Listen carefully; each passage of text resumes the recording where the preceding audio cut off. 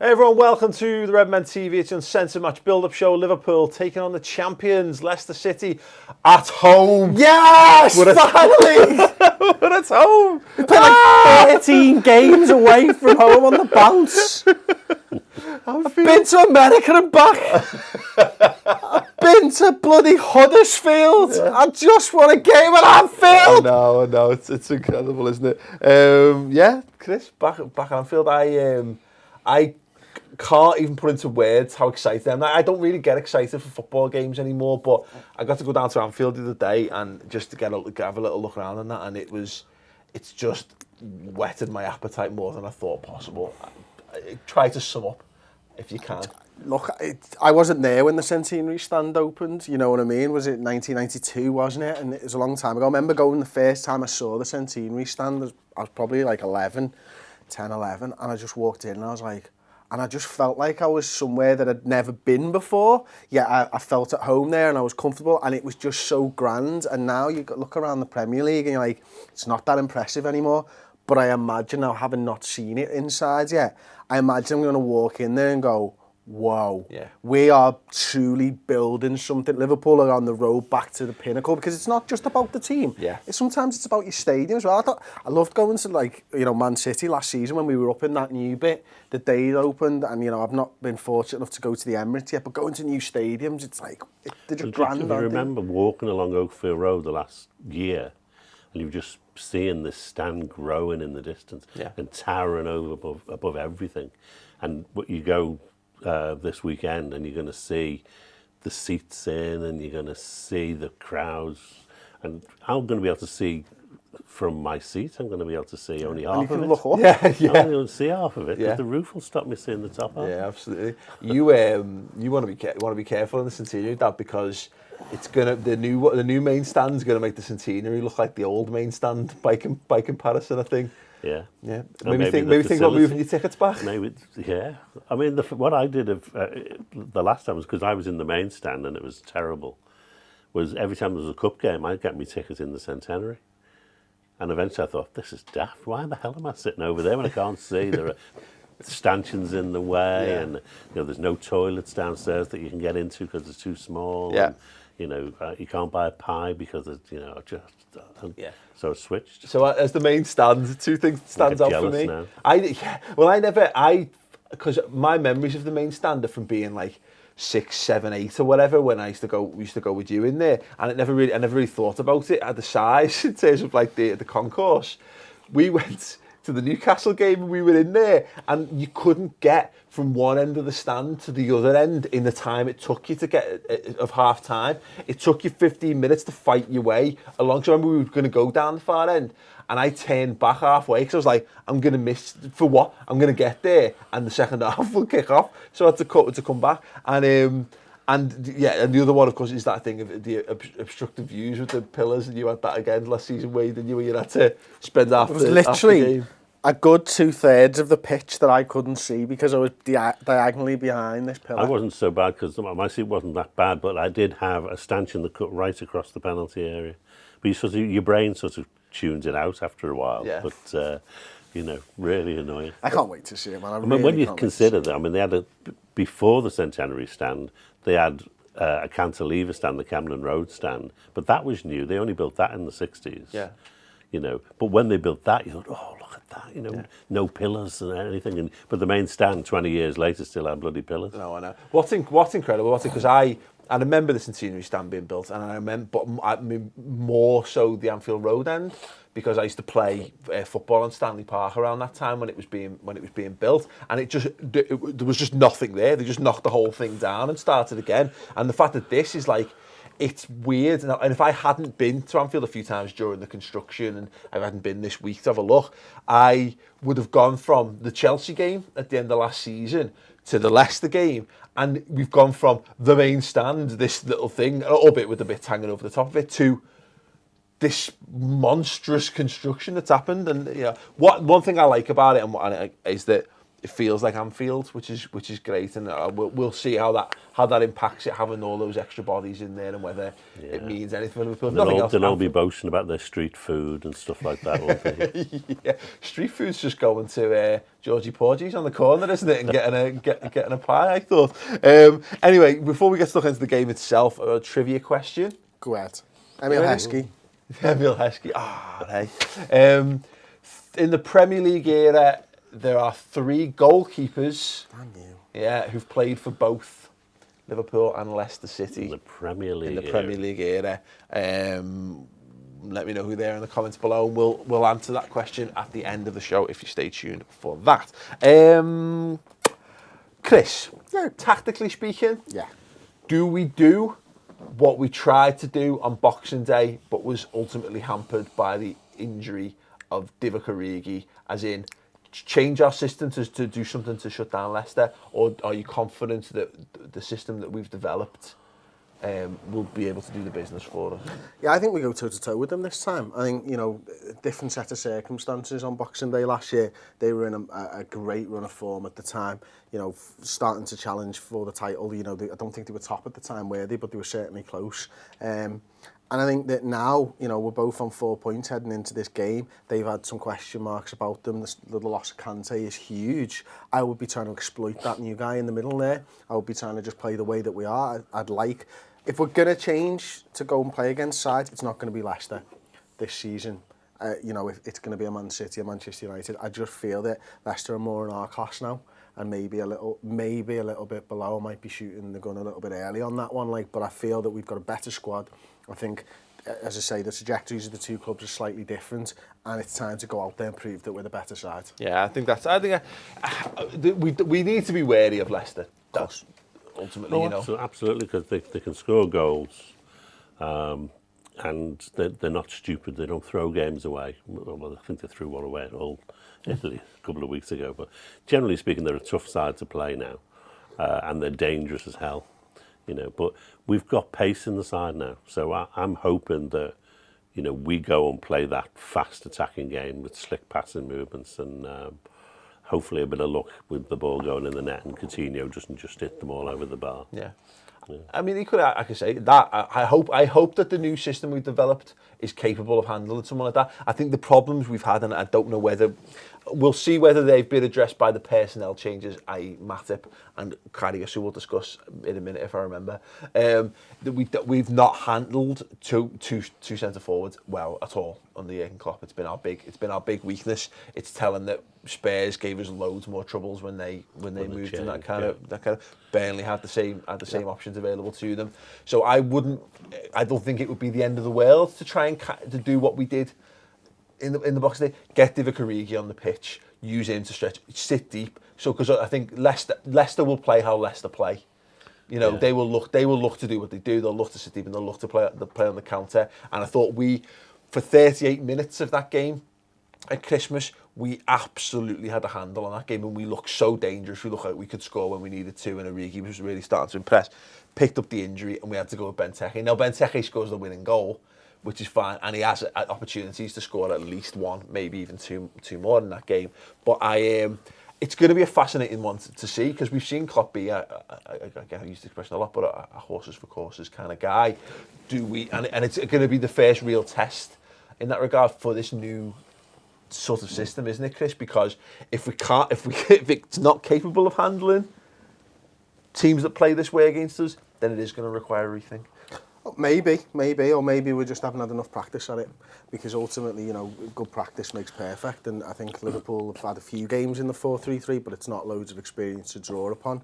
We've obviously got players like James Milner, who's playing in a new position, Wijnaldum playing in a new position, Roberto Firmino arguably isn't playing in his best position as well. Mm-hmm. So, these things we will get better over time. I don't think you throw the baby out with the bathwater too early. Let's not forget, as disrespectful as I've just been to Leicester, they are the champions, and they are a good side. They're not shit. I mean, the other thing was they've still got Mahrez, and Mahrez marauding down the right wing. He's got Milner in front of him, still learning his position, presumably Milner. The second goal Burnley scored, came completely from that part of the pitch. If we're going to not be on the top of our game defensively, then they've got the players to exploit that. So, Yeah, I just want Liverpool to go out there and prove that we can score goals, Yeah. and not worry so much about the defensive side of things. I think we are going to win a lot of games 2-1, 3-2. And the atmosphere is going to be brilliant, isn't it?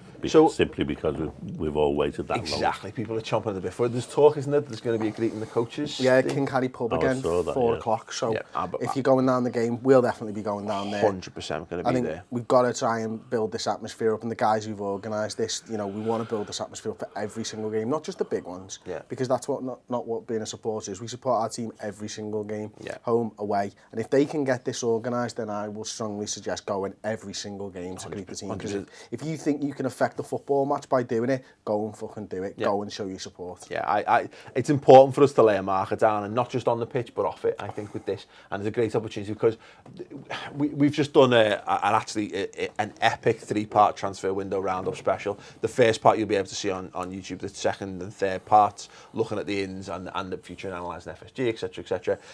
No, hang on, can we just slow that back? Because there are people out there who always say to us, you're FSG apologists, we look at both sides of the story on this. And we don't put everything we do on YouTube. So, the fact of the matter is, if you do want to know our opinions on FSG in like a roundtable discussion for an hour, then you do have to go over, because we're not going to put everything out on YouTube. 3.5 hours of discussion to get through it all. Right, put some time aside, watch it. It's epic. But the point we generated largely from that is there's a lot of fear, and there's a lot of people who look at Liverpool and look at the things, and they gear towards the worst. And I think there are some of those fears that we can, if not completely lay to rest, because they're ongoing, is that we can put a really put a marker down and say, here, this is how it's done. And those are expanded main stand. Are we going to be able to generate the atmosphere? Is it going to have a negative impact on it? Is it going to have a positive? We've not played at home yet. It exists in hypothetics as to how good Liverpool can be. We've only seen us play away. We're saying, hey, look, wait till you see us at Anfield. Well, we've actually got to go to Anfield and we've got to put a performance in. So this is such a massive game. And as I say, we can start to win this match from 4 o'clock on Saturday. Yeah. And take that into the ground, and then literally it's like grabbing the baton.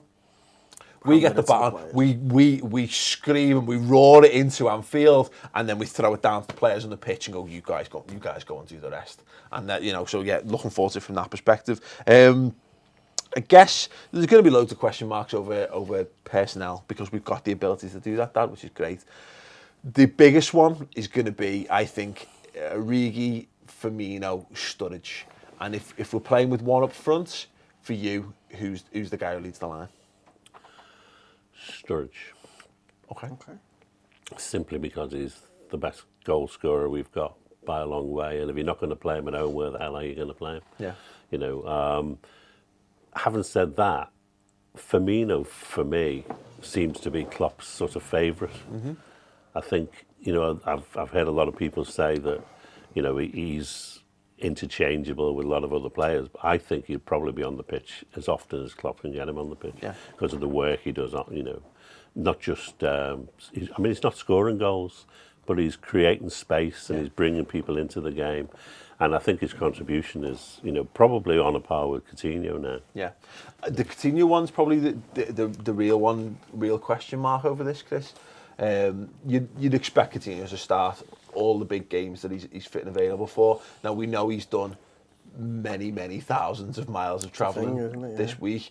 We know we've done everything in our power to get him back as early as possible, but that could be a contributing factor, could have a knock-on effect. It totally could be. I know he only played about 60 minutes of football over the 180, but he came off the bench with, I think, 25 minutes to go against Colombia and changed the game around for Brazil again. But you're right, thousands and thousands of miles, and Phil Coutinho he's one of those players for me who needs to be fully fit to get the best out of him, because he is a little bit patchy for us, and the fact that they've gone out of their way to get him back as quickly as possible suggests that I think that's more they want him. I think that's more to do with have a look at him and see how he feels and speak to him. Yeah. Rather than it's more about giving yourself the best chance. Of course it is, yeah. And I think that in our first 11, Phil Coutinho gets there on merit every single day of the week. For me, I think Roberto Firmino probably will start up front. I think if I had to pick an order, actually, I'd go Firmino, Origi, Sturridge, which would be quite interesting, I suppose. But Firmino, for me, everything you just said, he enables everybody else to play. We're still just getting used to it. They are going to play on the counter-attack. I think you're going to need clever players. I do think Mane will play. Yeah. I think that, he's the one big difference between last season and this season. So he's nailed on. And, then, it's horses for courses, as we said, but who's the right horse for Leicester? I don't know. Well, you can make kisses all around, couldn't you? Because as I said, for me, I would get Origi in there, and I'd just do what we did last time. Trusted that we found a way to work against them. Yeah. Go for that. Except with the addition of Mane on the right wing, makes your ability to counter a lot better. If you get as much pace into that team as possible, so it might be Coutinho on the left or Wijnaldum on the left, even with Mane on the right, and then Firmino and Origi up front. Something like that, I guess we'll see. But yeah, as always, interested to know what your thoughts might be on how Liverpool should line up. What I want to get from you is a key man prediction for this game. Who do you think is going to be pivotal to Liverpool's chances? Right, fuck this, no, every week. Mane is going to be pivotal this time. You can sod off, John Machin. You're not picking it again. And I'm doing score prediction first as well, okay?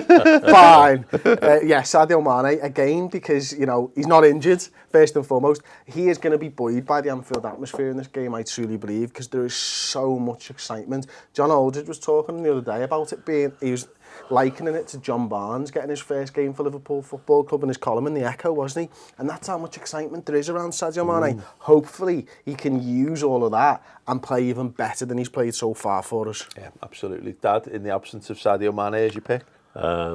Nathaniel Klein. On that right-hand side with Mane, yeah, I get it. Yeah, go ahead. Yeah. We've lost him. Yeah, Nathaniel Klein. A lot of Karius. No, you think Karius will play? I actually don't. I think that he could. I suspect we'll do what we've done with Matip, in that we'll wait till the League Cup game with Derby. We'll put him in for that, and if he's fine, he'll then start the next Premier League game. That makes a lot of sense. Off the back, I don't think you just throw him straight in when he's not played a competitive game for a few months. And what about central midfield? Because Henderson's been playing, Wijnaldum's been playing. Depends on the fitness of Chan, I think, more than anything else. But for my key man, again, it's based on my thinking that we should do what we did last year, and in that case, it's Origi, because that was set for me anyway to be his breakout game for us, and to have it curtailed by injury was a real blow. So I'm hoping that he gets the chance to go in and show what he can do, because I think he's, use Klopp's expression, he's not really found his rhythm in the season so far. But he's had time. You said he played for Belgium in the weeks. That's more football under his belt. Happy to see him unleashed in that. Let us know your key man predictions in the comments below. Score predictions: 2-1 to Liverpool. Yeah, go ahead. Yeah, bastard. It's not one, it's t'other. Twat. Yeah, I was going to go for 2-1 as well. So reverse. That's fine. You know what? You can go for 2-1. You can go 2. I'd love to stick a little 1-0 victory right at the end. Okay. Yeah, 2-1. Mainly because 2-1 has been Leicester's result largely so far. With the exception of the draw against Arsenal, all the other three games they've played. We beat them 1-0 at Boxing Day, and I think 1-0 is probably favourite, but our defence, you can't guarantee they won't concede, so we'll have to score 2. Yeah, I think you're right there. Leicester's defence is still pretty good at the end of the day. They only scored by a penalty in the first game. I think Mahrez scored a penalty against Hull, didn't he? So, Vardy got on the score sheet in the last game in the victory over Swansea's. We've not talked about that away game. If they do anything, if we play like we did then against them, I'm going to be really worried, because me and Tom were there, and that Vardy goal's something special, but they dicked us in the face. What I want is for Wes Morgan to return to being the centre half that he was 2 seasons ago, just error prone to an own goal, all that kind of stuff. Well, he scored last week, so he's adding stuff to his game now. He needs to just go back. What's going on? Just go back to being bang. I want Robert play like the lassie. I just want their defence to go back to being bang. I want them to go back to being what they're meant to be. It annoys me. If we pass the ball around really quickly around their box, they're all going to be dead jittery. Good. I like that. That's what I mean. I think we should. I think it all feeds into the atmosphere thing. I really want this to be us to treat this like give this the pomp and circumstance that it. We could even just sweep them away on a tide of emotion. Absolutely. Let's do it. Or they could piss on our chips and rain on our parade and all that kind of stuff. You got a red card for chips, 2 bookings. So that's all right. Yeah, it's fine. Trivia then. Yeah, not 3 goalkeepers in the Premier. 3 goalkeepers in the Premier League era have played for both. Name them. Right. Okay. Scott Carson. Nope. Kirkland. Chris Kirkland, ding. Tony Warner. Ding. God damn it. No idea. I don't care at all either. We actually bought this guy from them. Really? Yeah, backup goalkeeper. Backup Liverpool goalkeeper. Very agile, not very good. Was in the played for Leicester as the understudy to Casey Keller, and we signed him as a backup. Played for Liverpool around the end of the 90s, very early noughties. So he was back up to David James then, would he have been? Just before... Back up to Sander Westerveld. Oh, right, okay, back up to Sander Westerveld. It doesn't help me. I don't know why I asked. I can hardly remember Sander Westerveld, never mind who understudied it. Okay, give up. Very agile. Yeah, I give up. Peggy Affection. Oh, fucking hell, we bought him off Leicester. We bought him off Leicester. Oh, we owe them one then, don't we? Absolutely. Yeah, so if you got that, congratulations, you're amazing. Give yourself a big pat on the back, but write it in the comments, because we like comments. I didn't think I'd get the Tony Warner one. I didn't think you'd get Tony Warner in a million years. What prompted that? I don't know. Just think naming them. Man, yeah. Amazing. Yeah, be sure to check out the rest of the build-up content as well. And as I say, go and check out the mammoth 3-part transfer window roundup special. Any issues that you've got with Liverpool Football Club and whether, things like the net spend, us making a profit, the left-back issue, have we bought the best possible players given the other players that moved in those positions in the window? Do we have the right ownership? Do we have the right ownership? Is Klopp making the right decisions? These things, and we've even looked at the players that the targets that we missed out on this summer. It's amazing. I can't sell it any more than that. But yeah, go over to redmentv.com. The first part's free on YouTube. The other 2 parts you can watch for free. Start your 3 months trial on the redmentv.com, and you can watch them as well as several hundred. I think we're about 300 odd hours plus now of completely exclusive content in the back of house. So yeah, go and watch all that stuff and be merry. Anyway, thanks very much for watching, and we'll see you after Liverpool versus Leicester at Anfield.